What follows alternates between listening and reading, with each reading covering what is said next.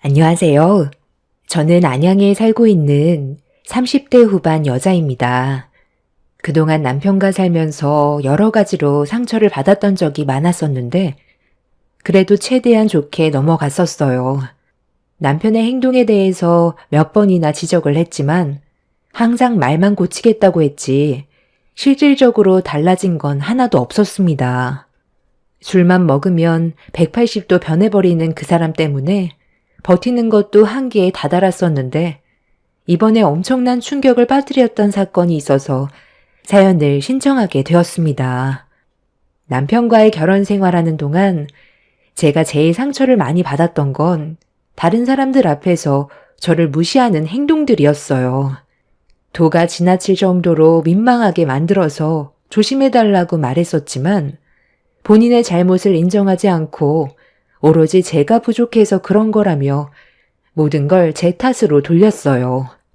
남편이 저를 무시하는 건 아무래도 제가 남편보다 학벌이 많이 떨어져서 그런 것도 있는 것 같아 보였지만 그래도 남편과 결혼하기 전에 저도 동네에서 어느 정도 규모가 있는 미용실을 운영했었어요. 남편도 제 미용실에 단골 손님일 정도로 자주 왔었는데 그때 서로 눈이 맞았었고 결혼까지 이어질 수 있었습니다. 그때까지만 해도 저에게 뭐든 다 해줄 것처럼 정말 잘해줬었는데 임신하고 아이 낳고 하다 보니 몸도 많이 망가져서 여자로서 매력이 많이 떨어졌는지 남편은 저를 멀리하기 시작했어요. 육아에 지쳐서 제 몸 하나 관리하지 못하고 힘들어하고 있었는데 그런 저를 혐오스러운 눈빛으로 바라보고 있었습니다. 이때부터 저를 대하는 행동들에 변화가 오기 시작하더니 날이 가면 갈수록 점점 더 지나칠 정도로 심해지기 시작했고 참다 못한 저는 결국 화를 터뜨리게 되었습니다. 하지만 남편은 눈 하나 깜빡하지 않고 저를 이상한 사람 취급을 했어요. 나 혼자 아이를 낳은 것도 아닌데 왜 당신은 육아에 조금도 신경 쓰지 않는 건데? 적어도 기본적인 건 도와주는 게 맞는 거잖아.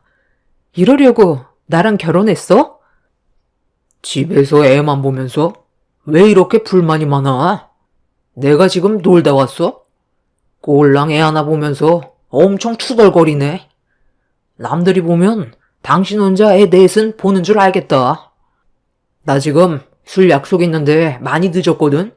너랑 쓸데없는 말 할 시간 없어. 남들은 애 보면서 몸매 관리도 하고 일도 열심히 한다는데 너는 도대체 할 줄 아는 게 뭐야? 먹기만 하지. 아예 치울 생각은 안 하는 거지? 이러니까 살이 빠지겠어? 머리는 언제 감았냐? 내가 여자랑 사는 건지 거지랑 사는 건지 모르겠다. 이게 돼지우리지 사람 사는 집이야? 결혼 전에는 몰랐는데 정말 게으른 여자였네. 이럴 줄 알았으면 절대 결혼 생각하지 않았지. 다시 과거로 돌아간다면 너 쳐다도 안 봤다. 방금 그 말 진심이야? 내가 따라다닌 것도 아니고 당신이 날 따라다닌 거잖아. 누군 이렇게 살고 싶은 줄 알아? 머리도 감지 못할 정도로 나한테는 시간이 없다고. 미용실 관리조차 버거워서 부원장님한테 전적으로 맡기고 있고 당신은 맨날 술 퍼먹고 집에 늦게 들어오는데 내가 씻을 수 있는 시간이 어디 있어. 잠깐 화장실만 가도 애가 깰까봐 불안해서 가지도 못하고 있다고. 그리고 약속 없다고 집에서 저녁 먹는다고 그래서 애 보면서 힘들게 음식 만들었는데 갑자기 술 약속 생겼다고 매일같이 약속을 깨니까 만들어 놓은 음식들이 냉장고에만 박혀 있어서 음식들 아까워서 한꺼번에 처리하다 보니 양이 많아지게 된 거고 버리기 아까워서 억지로 먹다가 이렇게 살이 찐 거잖아. 나 혼자 애 보는 게 쉬운 줄 알아? 당신이 애를 본 적이 없으니까 그런 말이 나오는 거야. 정말 하루하루 사는 게 지쳐서 포기하고 싶을 때가 한두 번이 아니라고. 그럼 포기하던지. 나는 뭐 너랑 살고 싶어서 사는 줄 아냐? 나 들어오기 전까지 집 깨끗하게 청소해놓고 해장국이나 준비해놔. 내일 아침이나 돼야 들어올 거야. 남편의 행동을 보면 그냥 저를 집안의 가정부로 들이기 위해서 결혼한 걸로밖엔 안 보였어요. 다른 지인분들한테 물어보면 임신해서 출산까지 하면 남편들이 많이 도와준다고 했는데 저는 반대로 임신을 하면서부터 남편이 저를 대하는 행동들이 바뀌어가고 있었습니다. 자기가 귀찮다고 생각하는 건 손가락 하나 까딱하지 않았어요. 그러다 보니 남편은 육아와 집안일에 전혀 신경을 쓰지 않았습니다. 마음 같아서는 당장이라도 때려치우고 싶었지만 눈앞에 보이는 아이가 제 발목을 잡았습니다. 그리고 저 혼자 모든 걸 감당하고 싶지 않았어요. 남편에게도 책임이 있기 때문에 이혼을 한다는 건 저만 힘들어지는 일이라 남편 혼자 편하게 사는 걸 보고 싶지 않았습니다. 그렇게 결혼 이후 안 좋은 관계가 지속이 되면서 서로의 감정이 점점 악화되어 가자 결국 제 불만이 시댁에 갔을 때 터져 나왔어요.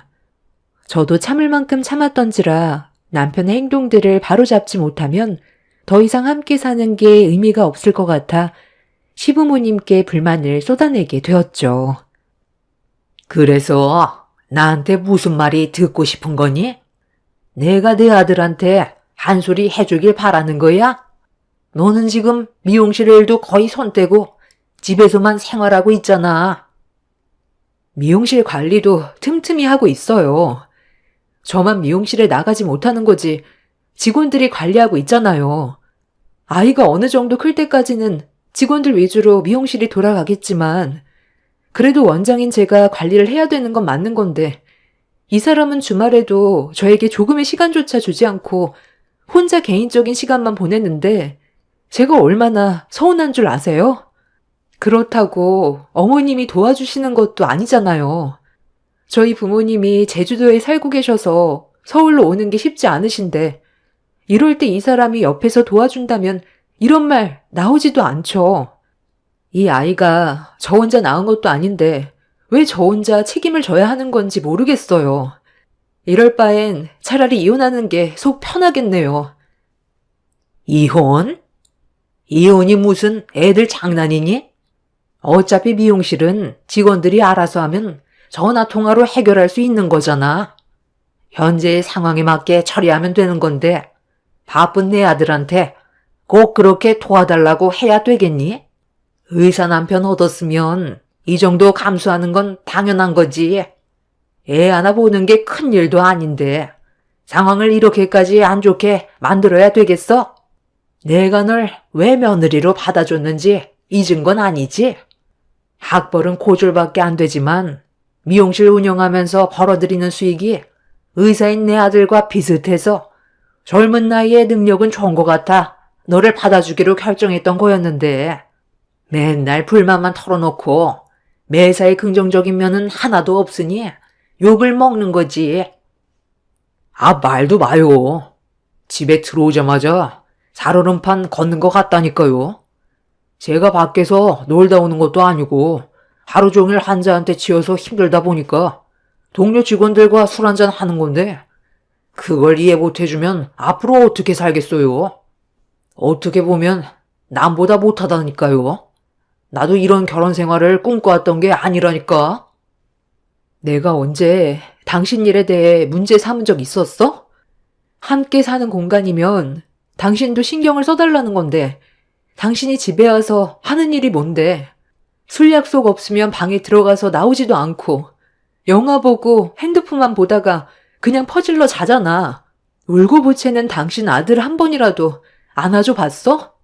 어떻게 된 게 아빠라는 사람이 태어날 때 한 번 안아보고 지금까지 손 한 번 안 대볼 수가 있어? 남의 아이 아니야. 당신 아들이라고. 적어도 손 한 번 정도는 만져볼 수 있는 거 아니야? 시댁에서 하소연을 하면 시댁 식구들 중 한 명은 제 편이 되어줄 거라 생각했는데 단 한 사람도 제 편을 되어주지 않았어요.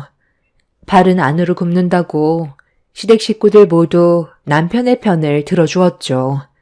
아무리 제가 힘들다고 얘기해도 의사인 남편이 훨씬 더 힘들다며 애 보는 건 아무것도 아니라면서 저에게 상처되는 말만 쏟아내었네요. 결혼한 지 얼마 되지도 않았는데 이런 대우 받으면서 살고 싶지도 않았고 제 편은 하나도 없다는 걸 알게 되자 차라리 이렇게 살 바엔 저 혼자 애 키우면서 사는 게 스트레스를 안 받을 것 같아 이혼을 결정했어요. 그래서 시댁 식구들 앞에서 차라리 이혼하겠다고 하자 시모의 반응에 어이가 없었네요. 정 이혼하고 싶으면 애는 놓고 가라. 우리 집안 대를 이어줄 아들 손자고 앞으로 크게 될 인물인데 네가 키우면 미용밖에 더 배우겠니? 노는 물에 따라 인생이 바뀐다고. 내 아들 따라 의사가 돼야지. 사내 아가 계집애처럼 가위 잡는 건 절대 안 되지. 이혼할 거면 애는 무조건 놓고 너 혼자 이 집에서 나가라. 내 배 아파서 낳은 아이인데 어머님이 데려가라 마라 할 자격은 없는 거죠. 이 사람이 아빠 역할도 제대로 하지 못하는데 의사가 될 수나 있겠어요? 당신 말고도 내 아들 키워줄 사람은 많아. 차라리 돈 주고 보모 드리는 게 훨씬 스트레스 안 받고 살 수 있겠다. 그렇게 이혼 원하면 당장 해줄게. 제 편이 하나도 없다 보니 남편은 저에게 더 크게 목소리를 높이면서 화를 냈어요. 이혼은 해줄 테니 애는 보내지 못하겠다는 억지스러운 말에 기분이 확 상했었죠.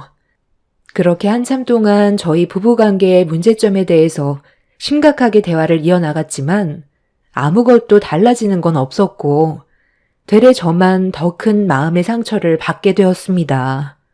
결국 이혼 소송까지 가는 걸로 결론을 내리게 되자 남편은 어차피 저와 이혼하게 될 거고 남이나 다름없다고 생각했는지 더 막무가내로 행동하기 시작했어요. 사람 하나 잘못 만나서 제 인생이 한순간에 무너졌고 세상에 태어난 아이까지도 불행한 길을 걷게 되었는데 남편은 죄책감 하나 없어 보이는 것 같았습니다. 그리고 누누이 얘기했던 술에 대해서도 저와는 더 이상 상관없다고 여겼는지 전보다 더 많은 술을 마시고 집에 들어왔어요. 그런 모습들이 너무 한심스러웠고 집안의 가장이나 된 사람이 왜 혼자만 생각하는지 이해할 수 없어 한 번만이라도 저와 아이를 생각해서라도 아빠의 역할을 해줄 수 없냐고 물어봤는데 남편은 저에게 한다는 말이 다른 여자와 새 출발을 하면 그때 제대로 된 아빠 역할을 하고 싶다면서 저보고 당장 자기 집에서 나가라며 집안의 물건들을 사정없이 던지고 제게 폭력까지 가했어요. 무차별적으로 남편이 던진 물건에 혹시라도 아들이 맞게 될까봐 놀란 저는 아이를 데리고 집 밖으로 도망쳐 나왔습니다. 저는 그날 미용실 직원의 집에서 하룻밤 머무르고 다음날 아이를 잠깐 맡긴 뒤 다른 집을 알아봤어요. 남편과 한 공간에 살다간 큰 사고가 날 것 같아 저와 아이의 안전을 위해 내린 결정이었습니다. 그렇게 급하게 집을 구한 뒤 남편이 출근했을 때 용달차를 불러 집에 있던 물건들을 전부 다 옮겨버렸어요. 너 지금 뭐 하는 짓이냐? 내 허락 없이 집안의 물건에 함부로 손을 대? 어디로 도망쳤냐? 내가 미용실로 직접 찾아가서 깽판을 놔야 얼굴을 보여줄래? 당신이 나한테 한 짓을 생각해. 술도 곱게 처먹어야지. 내가 인사불성이 될 때까지 퍼먹지 말라고 그랬지? 이제 너랑은 정말 끝이야. 법정에서 보는 걸로 하자. 너 이대로 전화 끊어버리면 상당히 골치 아파질 텐데. 나 감당할 수 있겠냐? 조용히 이혼하고 너 삶 되찾고 싶으면 내일 저녁에 문자 찍어주는 장소로 오는 게 좋을 거야. 애는 일하는 직원한테 맡기던지 아니면 우리 엄마한테 맡기고 오도록 해. 아직 우리 법적으로 부부인데 할 도리는 해야지. 내일 부부 동반 모임이니까 얼굴만 비쳤다가 들어가. 별일 없을 테니까 쓸데없이 오지 않겠다는 말 하지 말고 무조건 참석해. 네가 원하는 방향대로 이혼하고 싶잖아. 남편은 제 의견은 들으려 하지도 않고 본인이 하고 싶은 말만 하고 끊어버렸어요. 부부 동반 모임인데 중요한 자리라면서 무조건 참석해야 된다고 이혼 서류에 도장도 찍지 않았으니 할 일은 해야 된다고, 이혼할 때 아이 문제로 분쟁하고 싶지 않다면 자기 말을 들어야 할 거라면서 얼굴만 비추라고 하길래 별로 가고 싶은 마음은 없지만 법적 소송으로 가지 않고 합의 이혼을 해주겠다는 남편의 말을 믿고 어쩔 수 없이 다음날 부부 동반 모임에 참석을 하게 되었습니다. 부부 동반 모임에 제가 좀 늦게 도착을 했던 상황이라 남편의 심기가 많이 불편해 보였어요. 언제 오냐며 몇 번이나 연락이 왔었는데 퇴근 시간이라 그런지 차가 많이 막혀서 좀 늦게 도착을 하게 되었고 남편의 얼굴은 많이 일그러져 있는 상태였습니다. 저는 처음 마주하게 된 분들과 인사를 나누고 자리에 앉았는데 다른 부부들의 관계는 상당히 좋아 보이더라고요. 서로 자기 마누라 챙기기 바쁜데 남편은 자기 혼자 술을 마시면서 의사 동료들과 함께 술만 마시고 있었습니다. 중요한 자리라고 하더니 저에게는 단 한마디도 걸지 않고 투명인간 취급하는 남편 때문에 시선을 어디에 둘지 몰라 난감해하고 있었는데 반대편에 앉아있던 남편의 동료가 저에게 먼저 말을 붙여왔어요. 알고 보니 다른 부부들은 전부 다 사자 직업인데 저는 미용실을 운영하는 사람이라 궁금한 게 많았던 것 같았습니다. 그러고 보니 우리 동문들 전부 고스펙 고연봉 아닌가? 그래서 대화도 잘 통하고 의과 계열이다 보니까 서로 많은 걸 공유해 주는데 재수 씨는 직업이 미용사라 했나요? 미용 계통은 생소해서 생활 방식이 많이 다를 텐데 같이 사는데 부딪히는 건 없어요? 이 친구가 생각보다 입이 무거워서 결혼 생활에 대해 말을 잘 안 하거든요. 야, 말도 마. 내가 제일 후회되는 게 뭔지 알아? 이 사람과 결혼한 게 내 인생에서 최대 큰 실수였다. 그리고 우리 이혼해. 무슨 뜻인지 알지? 나 이제 혼자의 몸이 된다는 거야. 안 그래도 오늘 너희들한테 중대 발표할 생각이었다. 직업이 같아야 서로 이해해 주는데 집에서 해본다고 맨날 놀고 먹으면서 수술하고 들어온 나한테 애 좀 보라고 하면 내 기분이 어떻겠냐? 비뇨의학과 교수인 내가 병원에서 얼마나 큰일을 하는지 알지를 못하니 그런 말이나 나오지. 너희들은 어떻게 생각하냐? 내가 힘들게 밖에서 일하고 들어와서 애까지 봐줘야 된다고 생각하냐? 내 입장에선 조금도 이해해주지 않고 나랑 이혼하자는데 정말 어이가 없더라. 의사 남편 얻었으면 감사하게 생각해야지. 꼴랑 고졸 나와서 미용실 좀 잘 된다고 나를 같은 급으로 보고 있다니까. 이래서 배우지 못한 사람과는 상종 자체를 하지 말라고 했나봐. 처녀 때는 그래도 비율 좋고 얼굴도 반반하게 생겨서 데리고 놀만 할 것 같아 접근했더니 자기가 뭐 좀 되는 것 마냥 설치는데 남들이 보면 배가 불렀다고 생각해. 다른 여자들은 의사 남편 얻고 싶어도 거들떠도 못 보는데 결혼까지 해줬으면 감사하게 생각해야지. 어디서 남편한테 큰 소리야? 잠깐만. 소연아. 여긴 어쩐 일이야? 저녁 약속이 있어서 들린 거야? 정말 오래간만이다. 그동안 어떻게 지냈어? 연락처가 바뀌는 바람에 소식만 대충 듣고 있었는데 세브란스 병원에서 바쁘게 지내고 있다면서? 여기서 만나게 될 줄은 꿈에도 몰랐네. 바쁘지 않으면 잠깐 앉아서 대화 좀 하다가. 여기 동문들 우리 병원에서 같이 일하는 사람 많아. 부부 모임 자리거든. 당신은 자리 좀 비켜줄래?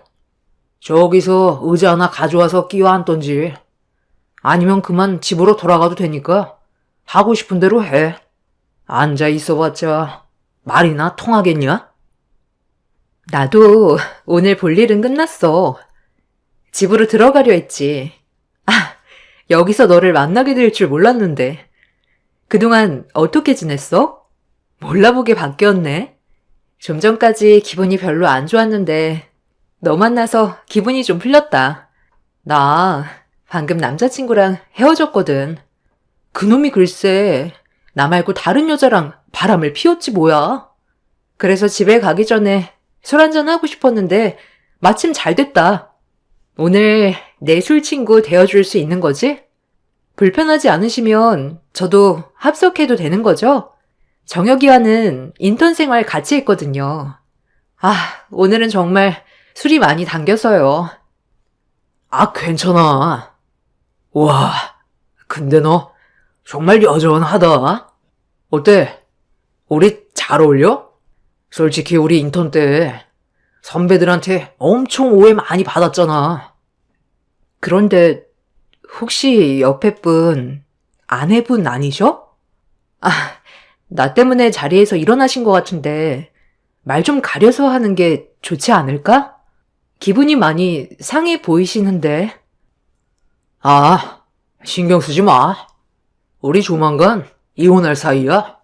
서로 너무 안 맞아서 그만 끝내기로 결정했어. 저 덜 떨어지는 게 무슨 부인이야? 볼일 끝났으니까 그만 돌아가. 소연아, 그럼 너 이제 그 남자랑은 아예 끝난 거야? 연애하는데 바람 피웠으면 말 다 했지. 잘 헤어졌어. 차라리 내 안사람 해라. 우리 서로 잘 맞았잖아. 갑자기 나타난 그 여자와 남편은 서로 꽤 친한 사이였는지 대화가 거침이 없었어요. 저를 밀치고 그 자리에 그 여자를 앉혔을 때 남편의 행동에 엄청난 상처를 받았죠. 그리고 자리에 앉아있던 그 여자는 제 눈치를 보며 불편해했고 남편은 저를 불편하게 느끼곤 그만 돌아가라며 많은 사람들 앞에서 인상 쓰며 화를 냈어요.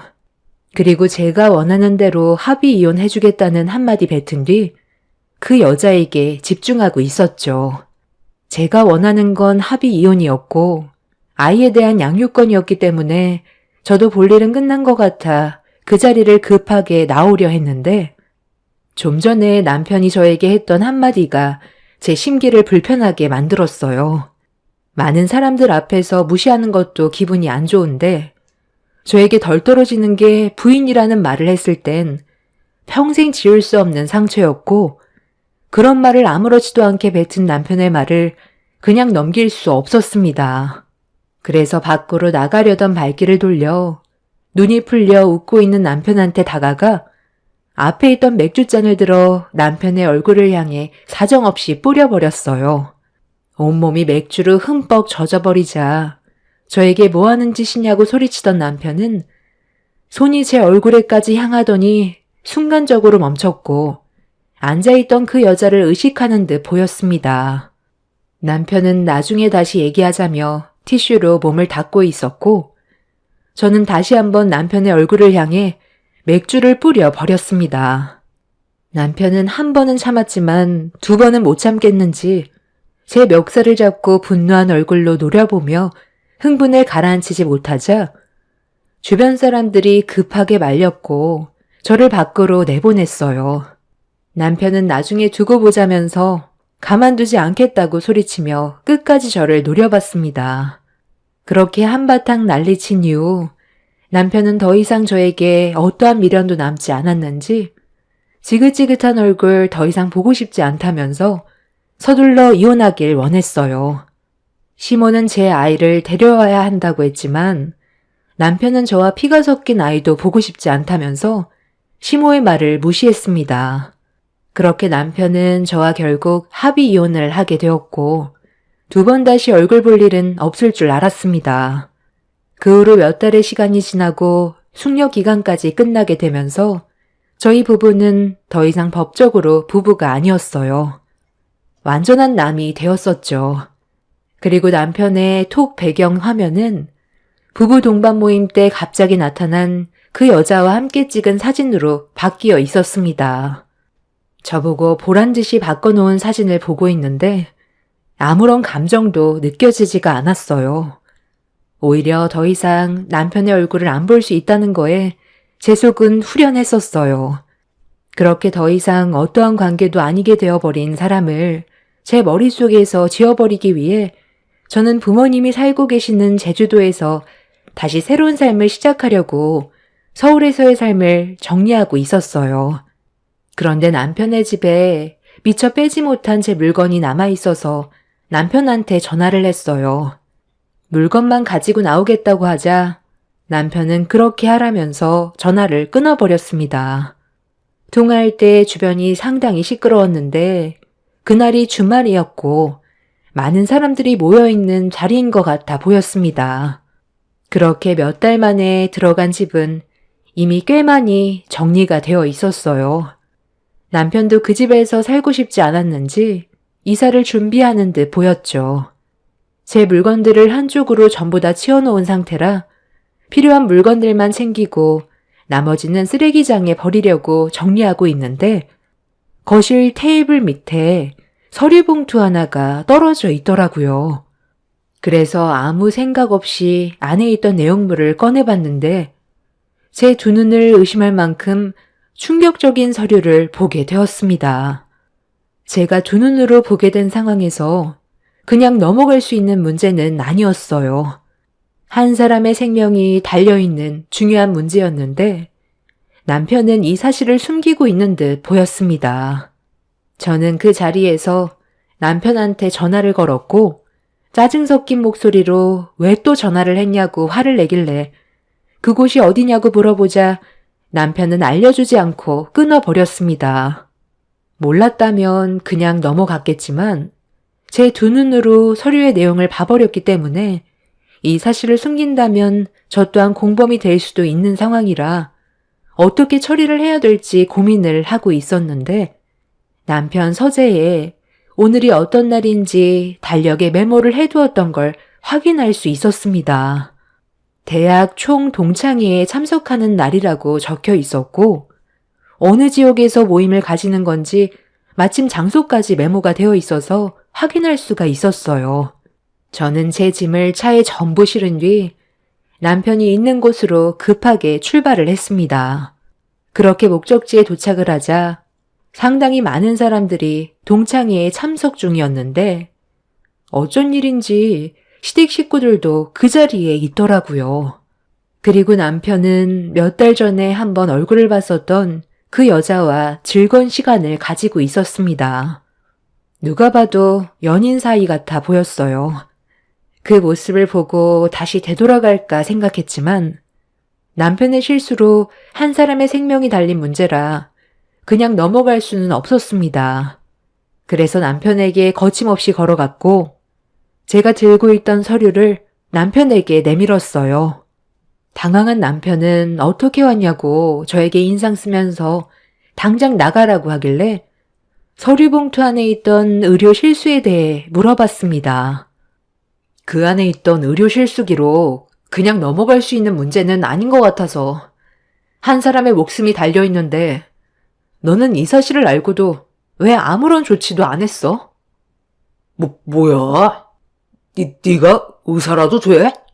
내가 알아서 할 문제인데 네가 뭔데 남의 의료 기록을 함부로 꺼내봐? 너 이거 법적으로 소송 걸 수도 있다는 거 몰라? 너는 그동안 환자들을 어떻게 관리했길래 이런 엄청난 의료 실수가 나올 수 있는 거야? 엑스레이에 찍혀있는 수술도구 그거 환자분은 알고 있어? 거기 네가 직접 손으로 작성한 글씨가 있잖아. 저기 저 여자 이름이 소연이지?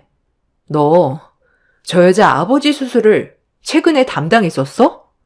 여기 네가 뭐라고 적어놨는지 봐봐. 수리 원수라고 언제 얘기해야 될지 모르겠다고 혼잣말하듯 작은 글씨로 적어놨잖아. 이미 한 달 전에 수술이 끝난 것 같은데 너 혹시 술 먹고 수술했니? 이게 무슨 말이야?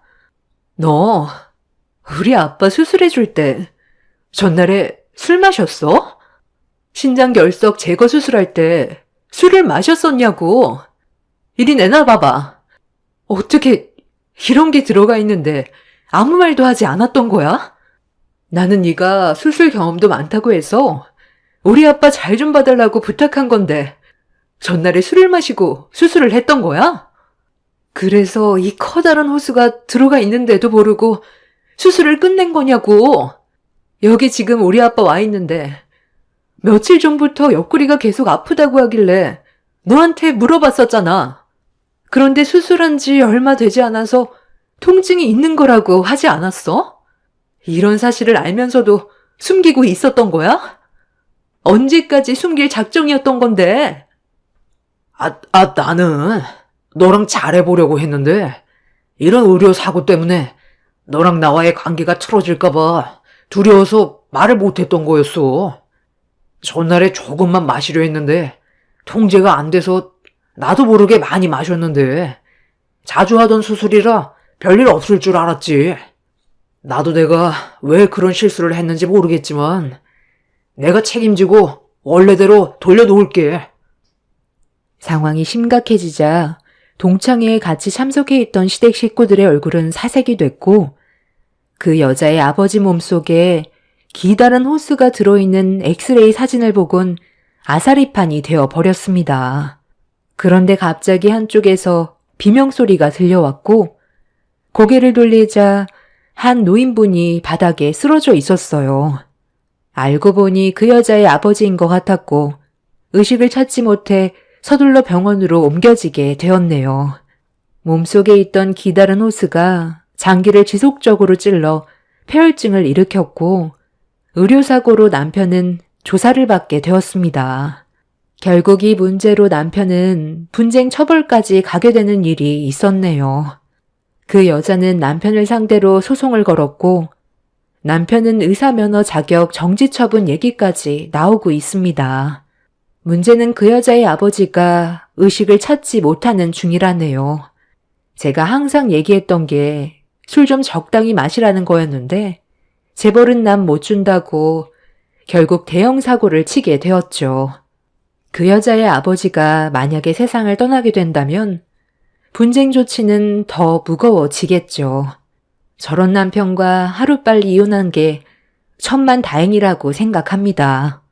저는 그 사람이 의사 자격이 박탈됐으면 좋겠어요. 의사가 술 먹고 수술을 했다는 것 자체가 자격이 없는 거니까요. 사람 목숨이 달려있는데 책임감도 없이 의사 생활을 하겠다는 게 너무 한심스럽습니다. 세상에 태어난 지 얼마 되지 않은 제 아이와 새 출발하는데 앞으로 행복한 날들만 펼쳐졌으면 좋겠네요. 제 사연 들어주셔서 감사합니다. 안녕하세요. 어제 문득 여기 올라오는 사연을 듣다가 제 얘기를 들려드리면 어떨까 싶어 오늘에서야 글을 쓰게 되었어요. 저는 명문대를 졸업하고 대학원을 졸업한 뒤 박사과정을 밟으려 대학원을 진학하던 중 지금의 남편을 만나 결혼을 하게 되었죠. 부모님은 그래도 박사라도 따고 결혼을 하는 게 낫지 않냐고 했지만 그때 하나 지금 하나 빨리 같이 있고 싶은 마음에 결혼을 약속하게 되었어요. 제 전공은 인테리어 디자인과였고 남편은 일반 회사원이었는데 친구의 소개로 만나게 되었다가 저희는 운명처럼 사랑에 빠지게 되었던 거죠. 서로 너무 잘 맞았기 때문에 서로의 집에 인사를 가는 건 당연한 수순이었어요. 엄마, 내가 말했던 지훈이야. 지훈아, 인사해. 우리 엄마. 엄마, 지훈이 실물로 보니까 엄청 예쁘지? 내가 말했잖아. 팔불출이니? 참나. 반가워요. 뭐 우리 정우한테 얘기는 많이 들었는데 뭐 대학원 다닌다고? 그런 거 같은데. 아, 네. 처음 뵙겠습니다. 대학원 다니고 있어요. 아버지가 인테리어 사무소를 하셔서 방학 때마다 거기서 아버지 일을 돕고 있고요. 저도 정우 씨한테 말씀 많이 들었는데 어머님 진짜 미인이시네요. 웬만한 미모는 명함도 못 내밀겠는데요? 아유, 아가씨가 말을 참 센스 있게도 하네. 고마워요. 내가 한미모 하긴 하지. 아, 그나저나 뭐 우리 아들이랑 결혼하는 거야 난 좋은데 지금 우리 정우 누나가 결혼 준비를 하고 있거든. 그래서 정우 누나 결혼하고 나서 좀 이따가 했으면 좋겠는데 시기가 어쨌든 엄마는 지훈이랑 결혼하는 거 허락이라는 거지? 그러면 됐어. 지훈이 절대 놓치고 싶지 않거든. 아유, 근데 박사 딴다고 해도 아직 학생이면 돈벌이도 못하고 있을 텐데 결혼을 할 수 있겠어? 이런 부분도 좀 걱정되네. 아, 그래도 아버지 사무소에서 일을 좀 하고 있어서 수입은 어느 정도 있어요. 어머님 걱정 안 하셔도 돼요. 세상이 어떤 세상인데요. 요즘은 아이 낳기 전까진 다 맞벌이를 해야 하는 추세죠. 저도 어머님이 어떤 걸 걱정하시는지 잘 알아요. 어머님은 제가 마음에는 든다고 하셨지만 아직 학생이라 조금은 걱정이 된다고 하셨고 그 부분에 있어서 이해는 갔었기 때문에 제 상황을 잘 설명드렸어요. 설명을 드리니 어머님도 이해하시는 것 같았지만 결혼은 조금 늦게 해야 했어요. 사실 남편의 집에 시누이가 하나 있었는데 다행히 결혼을 준비하고 있는 시누이였죠. 어머님은 시누이가 먼저 결혼을 하고 그 후에 했으면 좋겠다고 하셨고 저 역시 순서가 있으니 당연히 누님 먼저 결혼을 하는 게 맞는다고 생각을 했어요. 그래서 전 흔쾌히 그렇게 하겠다고 했고 남편은 빨리 결혼하고 싶어 하는 눈치였으나 기다려야만 했어요. 하루라도 빨리 결혼하고 싶었는데 너무 아쉽다. 그래도 누나 먼저 결혼하면 나 진짜 서둘러서 지훈이랑 결혼할 거야. 아이고, 어련하시겠어. 그러려무나. 어차피 양가 허락도 다 받은 거 앞으로 자주 놀러와 지훈아. 그리고 이제 정우 누나랑도 친하게 지내면 얼마나 보기가 좋겠어. 같은 여자가 봐야 한다고. 정우 누나 결혼 준비하는 것도 보면서 익히고 도와주고. 아, 네, 그럴게요. 저도 옆에서 결혼 준비하는 거 보면 저도 공부되고 좋죠 뭐. 자주 놀러 오겠습니다, 어머님. 날 하나 더 생긴 것 같아 기분이 너무 좋다. 시댁이다 생각하지 말고 그냥 편하게 정우 누나도 언니라고 생각해. 알겠지? 분위기는 참 좋았고 저 역시 형제가 없던 터라 친언니가 결혼한다 생각하고 적극적으로 도움이 필요할 때 도와주려고 했어요. 하지만 그것이 잘못 끼워진 첫 단추였더라고요. 남편네 집은 저를 정말 결혼도 하기 전에 며느리처럼 대했는데 처음엔 친근해서 좋았던 모든 것들이 점점 불편해지기 시작했어요. 늘 딸 같은 며느리라고 했지만 전 철저히 어머님한텐 며느리였죠. 하지만 남편은 이게 다 가족 같아서 그러는 거라고 애써 위로했고 저 역시 이런 부분은 처음이라 지혜롭게 대처하질 못했어요. 우리 엄마가 너 진짜 딸처럼 생각하는 거 알잖아. 그러니까 네가 좀 귀찮고 힘들더라도 누나 많이 도와줘. 알겠지? 어차피 우리가 거쳐가야 할 일인데 좀 같이 하면 좋잖아. 그리고 누나도 너 의지 많이 될 테고 부탁할게. 아무리 그래도 어머님이 맨날 딸 같다고 할 때마다 좀 불편해. 내가 진짜 딸처럼 대하면 싫어하실 거면서. 맞지 않아? 남편은 별말이 없었고 그래도 시어머님 맨날 말로 우리 딸 하셨기 때문에 날 딸처럼 생각한다고 여겼어요. 조금 고단하고 나를 많이 부르신다고 생각한 적은 많았지만 그래도 애써 자기 합리화를 했던 것 같아요. 불만은 쌓여갔지만 애써 그걸 숨기면서 이 집안이 나는 딸 같은 며느리다. 그러니까 더 잘해야지. 이런 마인드로 말이에요. 오늘 너 뭐하니? 일 없으면 너희 신우 백화점 가서 시댁 선물 좀 산다는데 같이 좀 봐줄래? 내가 오늘 아무래도 시간이 영 안 나서 말이야. 이런 건 여자가 봐야 하잖아. 내가 시간만 있으면 가는 건데 일이 꼬여버려서. 우리 딸 도와줄 수 있지? 아유, 나도 이런 부탁하기 좀 그런데 그럼 어쩌니? 아무도 갈 사람이 없던데. 아, 네. 오늘이요? 뭐 별 약속은 없어서 그럼 언니한테 제가 전화해보고 언니랑 약속 잡아서 만날게요. 걱정 마세요, 어머님. 그래, 고맙다. 아유, 네가 없었으면 어쩔 뻔했어. 우리 정희도 널 아주 친자매처럼 생각한다니까. 고마워. 끊으마. 이런 식의 일들이 반복되었고, 처음엔 괜찮았지만 신우 결혼 준비를 처음부터 끝까지 따라다니는 게 여간 힘든 일이 아니더라고요. 가뜩이나 까다로운 예비신 성격에 한두 번만 보고 지나가는 게 아니라 10번이고 20번이고 확인하는 성격이었거든요. 사실 제가 더 나은 걸 골라줘도 신우이는 성에 차지 않아 있고 늘 본인 말대로만 하자고 했어요.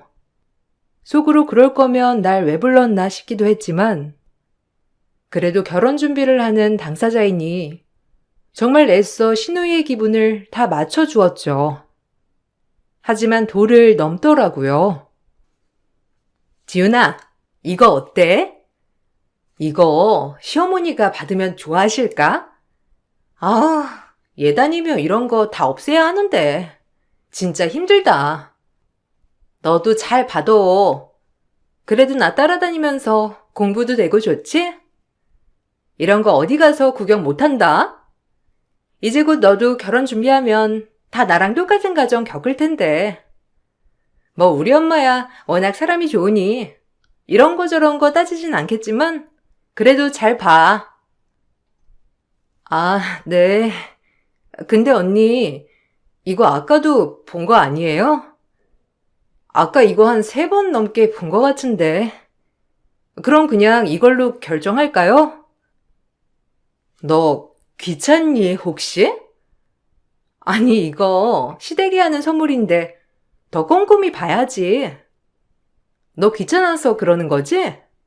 참나, 진짜 웃긴다.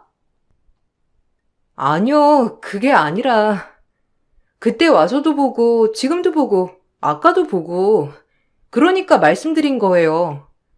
언니, 그런 뜻 아니잖아요. 똑같은 걸 계속 보고 살까 말까 또 보고 하길래 이걸로 결정하라고 했더니 언니는 그 자리에서 저에게 역정을 내더라고요. 아호칭은 아직 결혼 전이기도 했고 시어머니와 시누이가 언니라고 부르라더군요. 저 역시 그게 편했고 어쨌든 좀 어이가 없었는데 도와주러 온 사람한테 귀찮냐고 하면서 그 자리에서 역정을 내버리는 통에 좀 화도 나고 당황스러웠어요. 그게 아니라 언니 이거 지난주에도 본 거고 오늘만 거의 3번, 4번 보는 건데 솔직히 의미가 있나 싶어서 그래요. 아직 볼 건 많은데 계속 여기에만 맴돌고 있는 것 같기도 하고 제가 주말마다 언니 도와드리는 건데 언니도 어느 정도 좀 정하고 사는 게 나을 것 같아서 말씀드리는 거예요. 혹시라도 기분 나쁘셨으면 죄송해요. 귀찮거나 한 건 아니에요. 좀 지쳐서 그래요. 아, 너 아주 웃긴다. 지금 엄마랑 정우 없다고 내 앞에서 본색 드러내는 거야? 그럼 애초에 오질 말질 그랬어. 어이가 없네 진짜. 야, 됐어. 이거 나 혼자 볼 거니까 너 그냥 집에 가. 아우, 기분 나빠서 도저히 너랑 못 다니겠네. 가라고. 우리 엄마가 널 딸처럼 여기는데 네가 이러면 되겠어? 너 진짜 웃긴다. 역시 잘해주면 안 된다니까. 됐어. 가버려. 신우이는 저보고 가라고 소리쳤고 전 너무 화가 나 그 자리에서 그냥 집에 와버렸어요. 그리고 남자친구와의 관계를 다시 생각해보는 게 낫겠다 싶었는데 남자친구는 절대 그럴 수 없다며 저를 설득하기 시작했어요. 사실 화도 많이 났지만 그때 당시 나도 예비 신우이에게 너무 무례했던 걸까라고 생각이 들더라고요. 하지만 그래도 화가 나는 건 마찬가지였죠. 미안해. 내가 사과할게. 아무래도 누나가 여자 형제라고 생각하다 보니까 널 너무 편하게 생각했나 봐. 엄마도 그렇고. 그래도 그렇지. 내가 주말마다 이렇게 언니 결혼 준비하는 거 이렇게 따라다녀야 해? 어머니 맨날 본인은 못 간다. 나보고 가라고 하시고. 막말로 내가 며느리도 아니고, 아니 며느리한테도 이러지는 않을 것 같아. 나 진짜 너무 속상해서. 백화점에서 얼마나 소리를 치시던지, 그냥 이건 아닌 것 같다는 생각이 확 들잖아. 모르겠다. 자기랑 만나는 게 맞는 건지도 모르겠어. 내가 누나랑 엄마한테도 잘 얘기해 볼게. 원래 누나가 그런 사람은 아닌데 결혼 준비로 예민해져서 그래. 그런 거 있잖아. 남편은 누나가 원래는 절대 그런 사람이 아니지만 결혼 준비로 인해 예민해져서 그렇다고 하더라고요. 저 역시 그 마음을 모르는 것이 아니니 이번엔 이해하자고 생각했고 그러던 중 시어머니가 이번 일에 대해 아시고 저를 집으로 초대하시더라고요. 아무래도 이번 일에 관해서 얘기를 하시려고 하는 것 같았는데 이번 사건을 계기로 신우와는 일체 연락을 하지 않았었거든요. 어서 와라. 아유, 내가 너무 신경을 못 썼지? 내가 맨날 바빠가지고 정이 따라다니지도 못하고 네가 옆에서 도와줬는데 이렇게 밥 대접을 늦게나마 한다. 차린 건 없지만 많이 먹어. 정이 너도 얼른 와서 앉고. 누나랑 엄마가 미안하대. 그래서 부른 거야. 마음 풀라고. 그러니까 너도 마음 좀 풀어라. 어? 그래도 가족이 될 건데. 그래, 다 들었어. 내 딸이 아무리 예민해서 그렇지만 너도 참 너더라. 그러니까 서로 잘한 거 없으니 마음 풀어. 우리 막내딸 그러면 되겠어요? 넌 우리 막내딸이나 다름없잖니. 이게 다 정의가 너를 동생같이 여기니까 그랬던 거야. 그러니까 네가 마음 풀고 이해하렴. 그래, 그땐 내가 미안했어. 근데 그렇게 귀찮은 티를 내면서 나한테 그러니까 내가 소리를 지른 거야. 어쨌든 미안해. 제대로 된 사과가 아닌 것 같았지만 일단 사과를 받으니 저도 무슨 말을 해야 할 것 같더라고요. 그래도 이렇게 어른이 먼저 불러서 밥도 해주시면서 말을 하니 뭔가 기분이 나쁘다고 티를 낼 순 없었고 그렇게 어머님과 시누이의 사과를 받았죠. 저도 죄송했어요. 언니도 결혼 준비하느라 많이 예민해 있던 상황이었는데 제가 그걸 배려하지 못했던 것 같아요. 그래, 없던 일로 하고 풀자. 그리고 우리가 이제 한 가족이 될 사이인데 이렇게 얼굴 붉혀야 되겠어? 내가 널 친딸처럼 생각하잖니. 그러니까 이런 거 가지고 이러지 말자. 알겠지? 어서 밥 먹고 기분 풀어. 정이도 얼른 수저들고. 그래, 보기 좋다. 이렇게 잘 지내면 얼마나 좋아. 누나도 사과했고 지은이 너도 받았으니까 이제 된 거지? 화 풀어.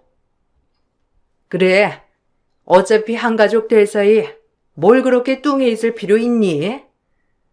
앞으로도 네가 도와줄 일이 많은데 이거 먹고 풀으렴. 정말 저를 배려한다기보다 그냥 제가 필요하니까 그런 것 같았지만 그래도 어른이 이렇게 나오시니 저조차도 알겠다고 했어요. 그리고 시누이의 결혼식이 코앞으로 다가왔고 시누이는 그동안 고생했다며 자기 엄마와 동생에게 선물 하나씩을 해주더라고요.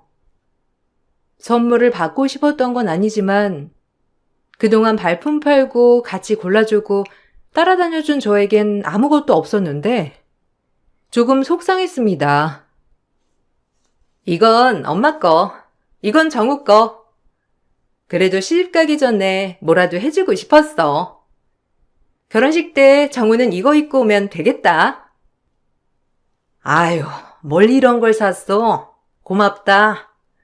그래도 우리 딸이 시집을 간다니까 엄마가 아주 느낌이 묘하고 그래. 아, 지훈이 건 못 샀어. 예산 부족으로. 이해하지? 아직 결혼한 것도 아니고 뭐 돈도 돈이고 해서. 이해해, 지훈아. 뭘 얘까지 챙겨? 아유, 지훈이 혹시 섭섭하니? 네가 뭐 이런 거 못 살 형편도 아니고, 그지? 괜찮아, 신경 쓰지 마. 시모와 신우이의 말에 어이가 없었는데 돈 없어서 제 선물을 못 샀다는 말에 웃음이 나왔고 시어머니가 저까지 뭘 챙기냐는 말에도 서운했어요. 결혼도 하지 않았는데 벌써부터 며느리 취급을 하며 그저 하녀 노릇만 한 것 같아 화가 났어요. 말로는 무슨 우리 딸 하면서 정작 이런 선물 챙기는 일이 생기자 뭘 저까지 챙기나며 시어머니가 나서더라고요. 기분이 매우 나빴고 선물 갖다가 따지는 게 쪼잔한 느낌이 들어 그 당시 아무런 말은 하지 않았지만 정말 섭섭한 건 가시지 않더군요. 그렇게 신우이는 시집을 갔고 저와 남편의 결혼 준비가 시작되었죠. 몇 개월 간격으로 자식 둘을 결혼시킨다는 게 시어머니 입장에선 여간 부담스러운 일은 아니었지만 남편이 적극적으로 결혼을 밀어붙였기 때문에 결혼을 준비하게 되었어요. 신우이의 결혼 준비를 하도 도와줘서 그런지 제 결혼 준비를 하려니 막상 좀 질리더라고요. 그리고 청첩장까지 찍고 예식장까지 정하고 나니 시어머니는 원래도 조금은 가부장적인 느낌이 없지 않아 있었지만 오히려 절 너무 편하게 대하시더라고요.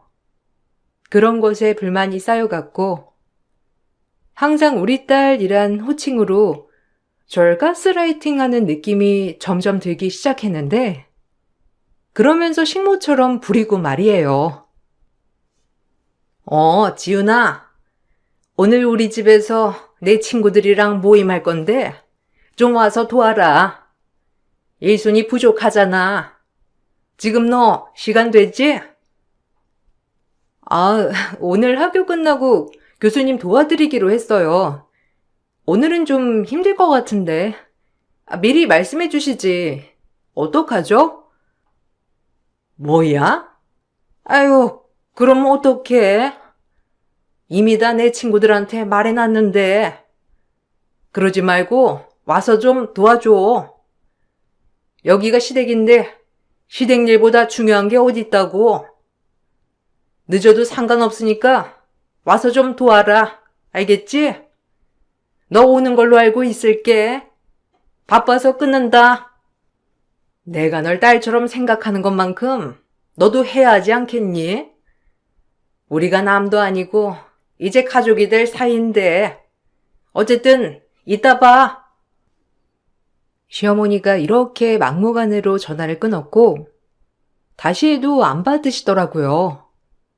그렇게 전 교수님 일을 도와드리고 부랴부랴 시댁으로 향했는데 이미 시댁에선 어머님 친구들이 와서 음식을 드시고 계셨고 제가 조금 늦게 가자 어머님 표정이 어두우시더라고요.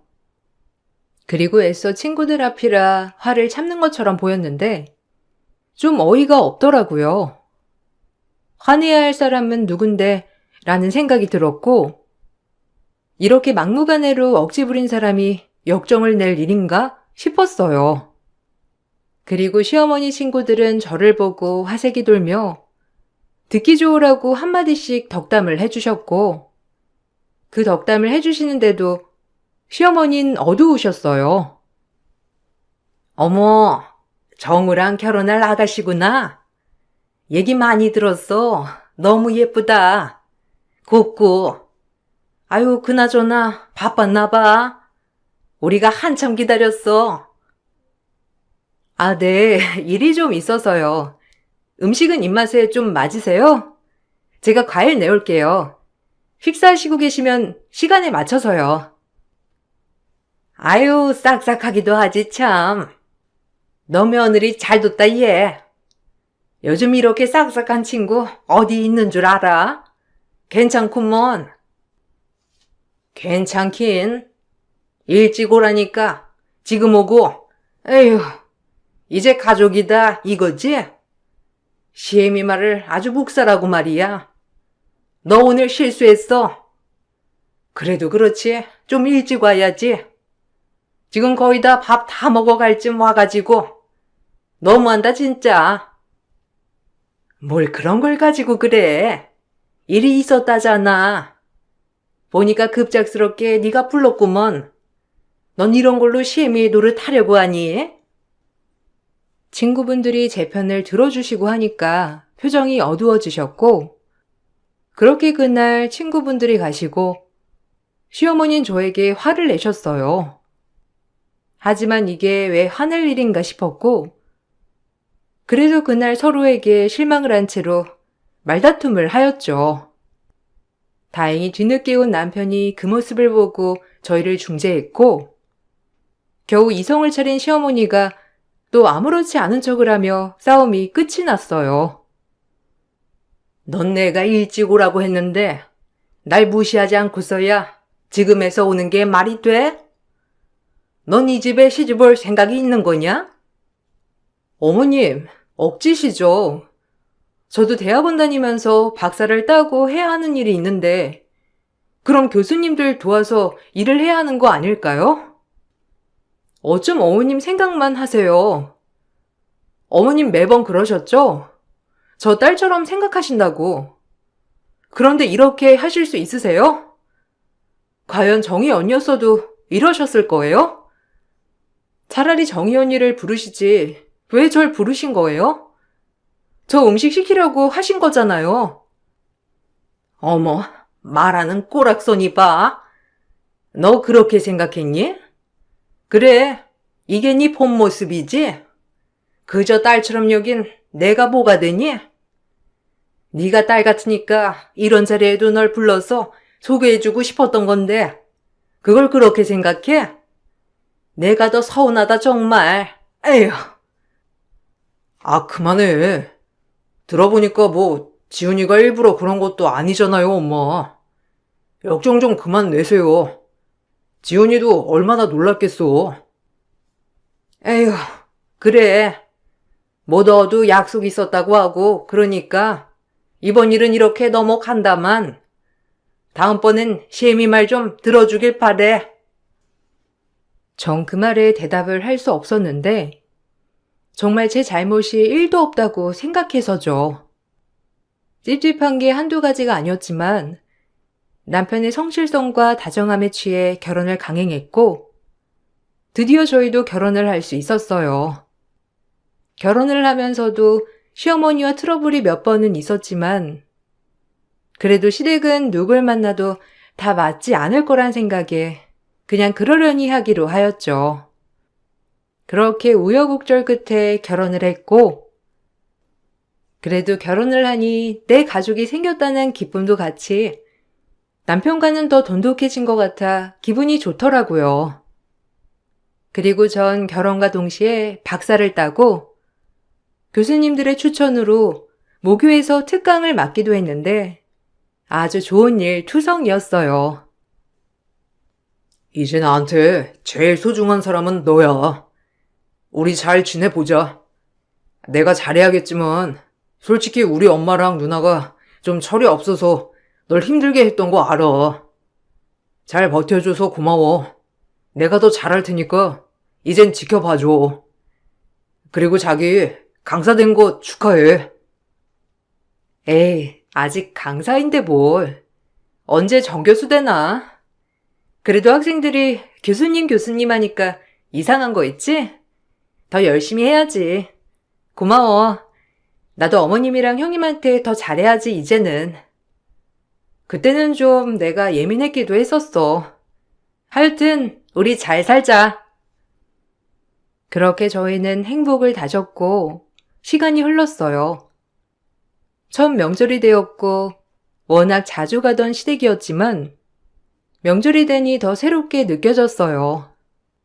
그런 저에게 시어머니는 또 말도 안 되는 걸 요구하기 시작했는데, 이건 진짜 이해 불가였죠. 그날만큼은 참을 수가 없어 시어머니에게 싸붙였고, 시어머니는 그런 저를 보고 또다시 한숨을 쉬면서 난리가 났었죠. 어머님, 뭐부터 하면 될까요? 잡채랑 고기는 이따 하고 나물부터 데칠까요? 아무래도 그러는 게 낫겠죠? 그거야 하는 사람이 알아서 하면 되지. 아, 맞다. 우리 정희 시집에 가져갈 요리까지 해야 하니까 하는 김에 넉넉히 해봐라. 아무래도 네가 하는 김에 정희네 것까지 해주면 좋잖니. 정희가 아무것도 할 줄 몰라서 그래. 네? 형님네 시댁 음식을 제가 왜요? 그리고 그건 형님이 하셔야죠. 어머님, 이건 아닌 것 같아요. 죄송해요. 저희 것만 할게요. 뭐라고? 너 지금 내 말을 거역하는 거냐? 너 지금 네 위치가 어딘지 몰라서 그러는데 넌 며느리야. 알겠어? 여기 이 시집안 며느리라고. 며느리는 시애미 호령을 따르는 거다. 알겠어? 잔말 말고 하는 김에 2배로 음식해. 정희는 다 네가 해주는 줄 알고 있는데 네가 갑자기 안 해준다고 하면 어쩌니? 참 너도 이기적이다 진짜. 하는 김에 2배 하는 게 어떻다고? 2배요? 참나, 진짜 기막히네. 그럼 형님한테 저희 집 음식 해달라고 할게요. 어차피 하는 김에 2배 하면 되는 거니까. 안 그래요? 말장난하니? 우리 정희는 그런 거 못한다고 했지? 네가 하는 김에 하라고. 우리 정희네 것까지. 얘가 왜 이리 멍청해? 순간 열이 확 뻗쳤고, 이 집의 식모도 아니고 살림꾼도 아니고 그동안 참아왔던 모든 것들이 폭발했죠. 자기 딸 귀한 걸 알면 남의 집 딸 귀한 걸 알아야지. 어디서 남의 집 딸을 저렇게 부려먹으려고 하나 싶은 마음에 화가 났어요. 그 즉시 시모 면전에 앞치마를 집어던졌고, 전 마지막이다 생각하고 시모에게 막말을 날렸는데, 제가 막말을 날리자 시어머니는 당황하더라고요. 아, 며느리가 시애미 호령에 따르는 사람이라고? 웃기지 마요. 아직 혼인신고 전인데 정신 차려요, 아줌마. 내가 바본 줄 알아요? 이젠 이러고 못 살아. 그렇게 부리고 싶으면 그런 며느리 얻어다가 부려먹고 사세요. 아셨어요? 전 이제 그만할랍니다. 뭐라고? 너 지금 말 다 했어? 아니 이게 어디서 먹은 포르장머리야?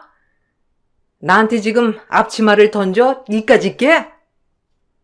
네, 던졌는데 왜요? 당신이 은근슬쩍 계속 나만 부려먹는 거 모를 줄 알았어요, 내가? 당신 내가 뭘 그리 잘났는데 날 부려먹어. 작작했어야지. 이제 안 참아요. 여기 앞치마 던졌으니 본인 딸내미네 시댁 음식이나 마저 하세요. 예전부터 딸딸거리면서 아주 가스라이팅 하더니 지금은 아주 대놓고 며느리 노릇 하라고 시키네요. 이 아줌마 완전 놀부심보 아니야? 뭐? 놀부심보? 아, 이게 진짜 말이면 탄 줄 아나? 내가 널 막내딸처럼 생각했는데 어쩜 나한테 막말을 해? 이게 그냥? 전 이 말을 끝으로 시댁을 나왔고 집에 가 제 짐을 싸기 시작했는데 남편이 한사코 뜯어 말렸지만 참을 수가 없더라고요. 남편도 이 일에 대해서 화가 났는지 시어머니에게 전화해 뭐라고 했지만 시어머니가 대성통곡을 했다고 하더라고요. 엄마, 왜 그러셨어요? 지훈이가 무슨 누나네 일해주는 사람도 아니고 누나네 명절 음식을 지훈이가 왜 해? 아니, 하는 김에 하면 되는 거지. 참나, 너 걔 편 드는 거야? 이 엄마가 걔한테 오늘 어떤 수모를 당했는데 그럴 수 있어? 편이 아니라요. 그래도 이번 일은 엄마가 잘못한 거잖아요. 지훈이가 원래 그런 애도 아니고 엄마가 너무 하셨어, 정말. 뭐? 아이고, 너 엄마한테 진짜 실망 준다. 내가 널 어떻게 키웠는데 지금 내 마음이 어떤지도 모르고 그렇게 대못을 박아? 시어머니가 펑펑 울면서 남편에게 따지자 남편은 우유부단한 모습을 보이며 저에게도 시어머니에게도 똑 부러지지 못하면서 이러지도 저러지도 못하는 액션을 취하더라고요. 전 그 즉시 남편에게 말했습니다. 저와 시어머니 중 택하라고 말이죠. 이번에 사달을 내지 않으면 평생 이 집 구석에 끌려다니겠다고 생각이 확 들었고 모든 걸 끝을 내야겠다 생각했어요. 아, 나랑 당신 엄마 둘 중 하나 골라. 만약 여기서 당신 엄마 고르면 우리 인연은 끝이야. 알겠어? 어차피 혼인신고도 안 했겠다. 법적으로 우린 남남이야. 당신네 엄마 때문에 내가 왜 이러고 살아야 돼? 당신네가 얼마나 잘났다고. 아, 일단 진정해. 엄마가 좀 무식해서 그런 거 너도 알잖아. 네가 젊으니까 좀 이해해주면 안 될까? 아, 제발. 내가 왜 그동안 결혼 전부터 이해한 건 뭔데? 너 지금 하는 걸 보니까 너도 안 되겠다. 앞으로 이런 일이 불보듯 뻔해 간다. 이렇게 가면 어쩌라고. 난 너 없으면 안 되는 거 알잖아. 그러니까 좀만 참고 너 화 풀리면 다시 얘기해보자. 아니, 이해 못해. 난 충분히 이해했어, 여러 번. 근데 이건 아니야. 당신 엄마, 나 그냥 하인으로 생각한 사람이야. 알아? 하인이라니, 며느리지. 그리고 며느리들이 그냥 좀 도와줄 수도 있는 거잖아. 그러니까 화 좀 풀고 얘기해, 제발. 도와줄 수도 있어? 웃기고 있네. 진짜 이것도 똑같네. 역시는 역시다 너도. 믿을 게 못 돼. 네 뜻 잘 알겠다. 잘 살아 너도 그냥. 남편의 우물쭈물 태도에 전 짐을 싸서 나와버렸고 그 즉시 전세방을 구했어요. 그래도 사실혼 관계이다 보니 제가 변호사를 통해 재산 분할을 신청했고 남편 쪽에 위자료 청구 소송을 했죠. 어쨌든 제 결혼 생활이 파탄난 건 사실이니까요. 시어머니는 아주 망조가 들었다면서 저에게 전화로 욕을 하셨고 이것도 법적 증거물로 제출했습니다. 왜 제가 사실혼을 파기해야 했는지의 이유가 되었으니까요. 집이 남편 명의로 되어 있었기 때문에 재산 분할하는 것도 오래 걸렸지만 전 아랑곳하지 않고 소송을 밀어붙였어요. 이 집 구석은 말만으로 절대 타격을 입을 인간들이 아니었거든요. 네가 감히 우리 아들 인생을 망쳐? 너 같은 애 망조가 들어도 단단히 들었지 아주. 어디 감히 소송을 걸어? 혼인신고도 안 하고 살았다며? 그런데 네가 감히 소송을 해? 나가 떨어지려면 곱게 떨어질 것이지. 어디서 소송을 걸어? 내가 가만둘 줄 알아? 가만 안 두면 어쩔 건데요. 다 당신 때문에 이렇게 된 거니까 돈이나 준비해요. 당신 아들 아파트 일부는 내 거니까 알겠어요? 그게 왜 네 거야? 내가 사준 아파트인데. 네가 10원 한 장 보탠 게 있어? 이게 어디서 감히 날로 먹으려 들어? 그건 모르겠고 어쨌든 재산분할 신청했어요. 그러니까 평생 본인을 돌아보며 후회하고 사세요. 다 이게 본인 업보니까. 재산분할? 아유, 저게 그냥. 박사 좀 됐다고 아주 유세를 떨어대네. 그래봤자 기집이 할 줄 아는 게 있어? 다 똑같은 사람이지. 당신 딸한테나 그따위로 말해봐요. 난 그렇겐 안 사니까. 어디 조선시대 발상으로 나를 가두려 드는지. 전 그리고 전화를 바로 끊어버렸고, 제가 나가 떨어진다는 사실보다도 남편이 제게 위자료를 지불해야 한다는 사실이 시어머니를 더 분노케 한 것 같더라고요. 그리고 소송이 끝나 전 남편의 아파트 금액의 일부와 남편에게 정신적 피해 보상에 대한 위자료를 받을 수 있었어요. 사실상 시댁 때문에 저의 결혼이 파탄난 건 사실이니까요. 남편은 위자료를 주면서도 둘 사이에는 문제가 없지 않냐며 한 번만 기회를 달라고 설득했습니다. 한 번만 용서해줘. 네가 싫다면 너랑 엄마는 안 만나게 할게. 그래도 천륜을 끊는 건 아니잖아. 우리 둘은 좋았잖아. 아니, 당신이랑 어머님이랑 계속 관계가 이어진다면 앞으로도 똑같을 거야. 그냥 난 여기서 끝내고 싶어. 미안. 그리고 다음번 만나는 여자한테는 그렇게 우유부단하게 하지 마. 알겠니? 어쨌든 잘 지내. 당신한텐 악감정 없으니까. 전 그렇게 그 자리를 박차고 일어났고, 조금 속상했지만 그래도 지금은 시간이 많이 지나 괜찮아졌답니다. 오히려 일하느라 바빠서 모든 걸 잊고 지냈고, 강사로 8년 정도 근무를 하다가 드디어 작년에 정교수 임용이 되었어요. 바라고 바라던 교수가 된 것이죠. 오히려 이렇게 목표를 향해 달려가다 보니 과거 일은 잊고 살았더라고요. 생각해보면 대학원 다니던 시절 전 남편을 만나 연애하고 결혼까지 스펙터클 했던 것 같아요. 그리고 그때 저도 철도 없고 어렸을 때라 그때 똑 부러지지 못하게 행동했던 것들도 많았던 것 같고요. 하지만 정말 시간이 지나면 다 그런 것들이 쌓여 내공이 되더라고요.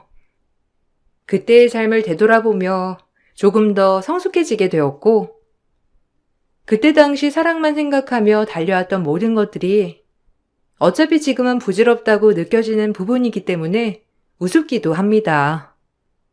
다시 돌아가면 절대 그렇게 무모하지 않을 것 같지만, 그래도 추억이니 지금은 웃으며 꺼내볼 수 있게 되었어요. 무엇보다 지금 굉장히 후회 없이 잘 살고 있거든요. 여러분들도 과거 에피소드 하나씩은 있지 않나요? 제 이야기를 풀어봤는데 재밌으셨을지 모르겠어요. 아무쪼록 긴 글 읽어주셔서 너무 감사드립니다. 어제보다 나은 오늘, 오늘보다 나은 내일을 위해 우리 모두 파이팅 하는 걸로 글을 마무리할게요.